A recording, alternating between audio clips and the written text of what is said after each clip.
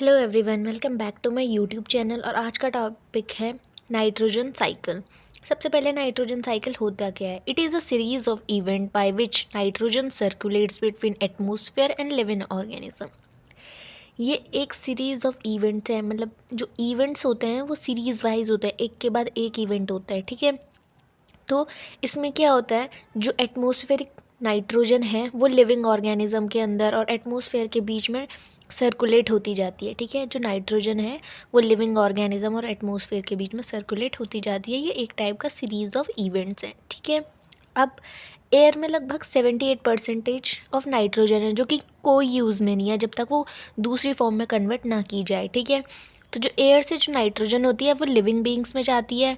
Living beings के DNA में जाके नाइट्रोजन बेसेस होते हैं ना, जैसे प्रोटीन्स हो गए, अमीनो एसिड चेन बनाने में हेल्प करते हैं नाइट्रोजन, ठीक है। जैसे यहाँ पे हमें दिख रहा है कि जो अमीनो एसिड है उसमें जो एन ग्रुप है वो एक नाइट्रोजन ही है, ठीक है। Nitrogen is important essential element. Nitrogen एक टाइप का एसेंशियल एलिमेंट है, ठीक है। जो नाइट्रोजन है वो लिविंग बींग्स के लिए बहुत ही इंपॉर्टेंट है, बहुत ही एसेंशियल है। If there is no nitrogen in the atmosphere, root system and plant growth stunted। जो रूट ग्रोथ होगी, जो प्लांट ग्रोथ होगी वो रुक जाएगी। जो लीव्स होंगे वो येलो हो जाएंगे अगर नाइट्रोजन प्रेजेंट नहीं होगी। क्रॉप प्रोडक्शन बहुत कम होगी। माइक्रो ऑर्गेनिज्म की भी लाइफ डेंजर में पड़ जाएगी, ठीक है। अब कुछ स्टेप्स होते हैं नाइट्रोजन साइकिल के। सबसे पहला होता है नाइट्रोजन फिक्सेशन। इसको हम पढ़ लेते हैं कि नाइट्रोजन फिक्सेशन क्या होता है। जो नाइट्रोजन रहती है वो जो N2 फॉर्म में, अगर वो एटमॉस्फेयर में वो N2 फॉर्म में रहती है, जैसे हमने ऊपर देखा है nitrogen N triple bond N, ये एटमॉस्फेयर में प्रेजेंट रहती है, लेकिन ये लिविंग बींग्स के कुछ काम नहीं आती है, इसलिए ये अमोनिया में कन्वर्ट हो जाती है एक प्रोसेस के द्वारा, ठीक है। तो इसी प्रोसेस को हम नाइट्रोजन फिक्सेशन कहते हैं, जिसमें जो नाइट्रोजन रहती है वो NH3 अमोनिया में कन्वर्ट हो जाती है, जो कि एक यूज़फुल फॉर्म है।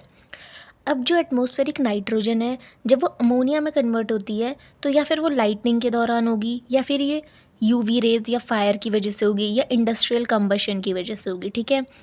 अब जो मेजर नाइट्रोजन फिक्सेशन, इसी प्रोसेस को नाइट्रोजन फिक्सेशन कहते हैं, और ये मेजरली बायोलॉजिकल नाइट्रोजन फिक्सेशन के द्वारा होता है, ठीक है। बायोलॉजिकल मतलब इसमें क्या होता है, जो लेग्यूमिनस प्लांट्स होते हैं उनकी रूट्स में, मतलब जैसे ग्राउंड नट हो गए, उनकी रूट्स में बैक्टीरिया प्रेजेंट होते हैं, जैसे अजोटोबैक्टर, राइजोमियम, नॉस्टॉक एंड एनाबीना, ठीक है। ये एटमॉस्फेरिक नाइट्रोजन को NH3 में कन्वर्ट कर देते हैं, ठीक है। सबसे पहले क्या होता है इस प्रोसेस में, जो एटमॉस्फेयर में जो नाइट्रोजन प्रेजेंट होगी वो सॉइल में आ जाती है थ्रू प्रेसिपिटेशन या कंडेंसेशन। इनकी वजह से ये सॉइल में आ जाती है। फिर जो सॉइल में आती है तो जो ग्राउंड नट होते हैं, जो लेग्यूमिनस प्लांट्स होते हैं, उनकी रूट्स में बैक्टीरिया होते हैं, जैसे एजोटोबैक्टर, राइजोमियम, मतलब ये मेजर कॉज है उसका एंड अमोनिया में कन्वर्ट होने का, ठीक है। इसमें क्या होता है, जो रूट्स होते हैं इनकी उसमें बैक्टीरिया प्रेजेंट होते हैं, जैसे एजोटोबैक्टर, राइजोमियम, नॉस्टॉक, एनाबीना। ये क्या करते हैं, नाइट्रोजन को अमोनिया में कन्वर्ट कर देते हैं सॉइल में ही, ठीक है। जो ये नाइट्रोजन फिक्सिंग बैक्टीरिया होते हैं, प्रोकैरियोट्स जिन्हें हम बोलते हैं, उनके पास स्पेशल एंजाइम होते हैं नाइट्रोजिनेज, ठीक है।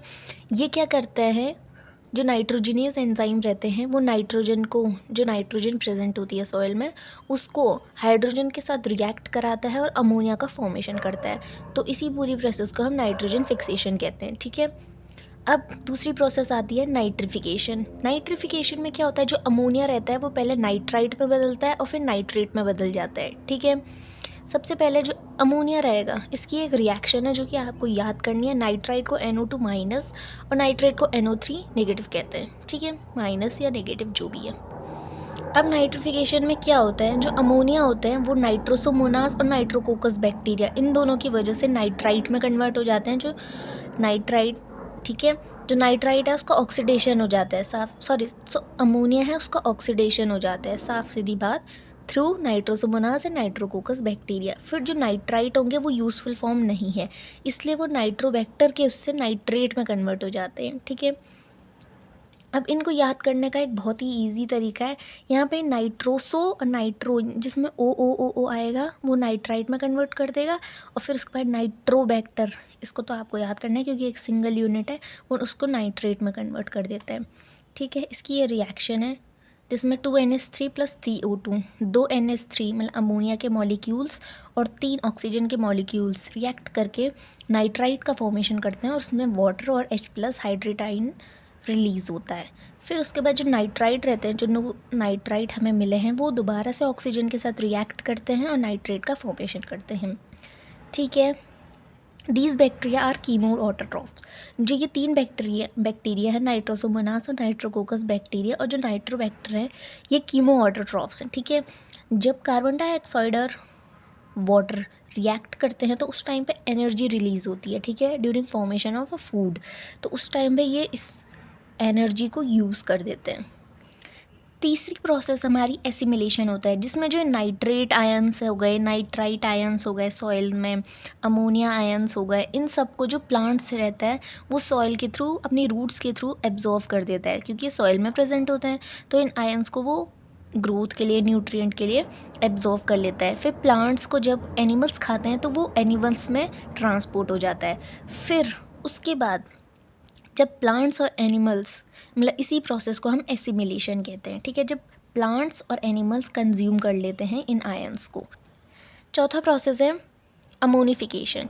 अमोनिफिकेशन में क्या होता है, जब प्लांट्स और एनिमल डेड हो जाते हैं, ठीक है, तो जो उनके ऑर्गेनिक मैटर, जो उनका डेड पार्ट होते हैं, उनमें डीएनए में नाइट्रोजन प्रेजेंट होते हैं, जैसे हमने फर्स्ट पेज में देखा था।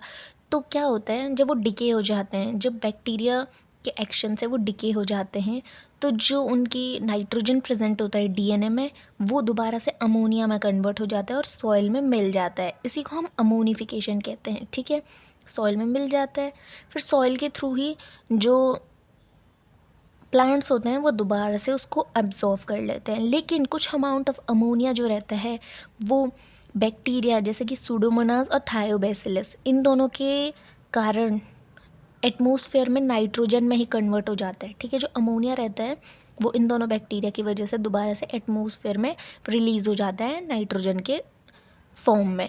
इस प्रोसेस को हम डेंट्रिफिकेशन कहते हैं। और ये हमारी है नाइट्रोजन साइकिल। आपको अगर क्वेश्चन आता है तो लास्ट पेज में सबसे पहले तो इसी को बना लेना है, या फिर लास्ट पेज में इसको बना लेना है कि सबसे पहले एटमॉस्फेरिक नाइट्रोजन आप टॉप पे देख रहे हैं, वो लाइटनिंग या फिर किसी के थ्रू नाइट्रोजन फिक्सेशन के थ्रू, और नाइट्रोजन फिक्सिंग बैक्टीरिया जो होते हैं एजोटोबैक्टर, राइजोमियम, इनके थ्रू NH3 में कन्वर्ट हो जाता है अमोनिया में। ठीक है, फिर जो अमोनिया रहता है वो नाइट्रोसोमोनास और नाइट्रोकोकस और नाइट्रोबैक्टर के थ्रू नाइट्रेट में कन्वर्ट हो जाता है। फिर जो नाइट्रेट रहते हैं, इस प्रोसेस को हम नाइट्रिफिकेशन कहते हैं। फिर जो ये आयंस रहते हैं उनको प्लांट्स और एनिमल्स एब्जॉर्व कर लेते हैं। पहले प्लांट्स करते हैं रूट्स से, और फिर एनिमल्स उसको कंज्यूम करते हैं प्लांट को। तो इस प्रोसेस को हम एसिमिलेशन कहते हैं। फिर जब प्लांट्स और एनिमल डेड हो जाते हैं तो दोबारा वो अमोनिया में कन्वर्ट हो जाता है और प्लांट्स उसको लेते हैं। ठीक है, तो अमोनिया से वो दोबारा से NO2 में कन्वर्ट होगा, नाइट्राइट में, और प्लांट्स दोबारा से उसको एब्जॉर्व कर लेंगे। लेकिन कुछ अमाउंट ऑफ जो अमोनिया रहता है वो दोबारा से नाइट्रोजन में कन्वर्ट हो जाता है थ्रू स्यूडोमोनास और थायोबैसिलस। इस प्रोसेस को हम डेंट्रिफिकेशन कहते हैं। और जो ये नाइट्रोजन में कन्वर्ट होता है ये एटमॉस्फेयर में रिलीज़ हो जाता है। ये पूरी प्रोसेस को ही हम नाइट्रोजन साइकिल कहते हैं। ये सबसे इम्पॉर्टेंट चीज़ है कि इसको बनाना और फिर इसको एक्सप्लेन करना, ये बहुत ही ईजी तरीके से मैंने, और सबसे मेन बात है बैक्टीरिया के नाम याद रखना। प्रोसेस तो याद हो जाती है लेकिन बैक्टीरिया के नाम याद नहीं रहते, तो बैक्टीरिया के नाम याद करना बहुत ही ज़रूरी है। अगर आपको वीडियो अच्छी लगी हो तो लाइक, शेयर एंड सब्सक्राइब ज़रूर करें। थैंक्स।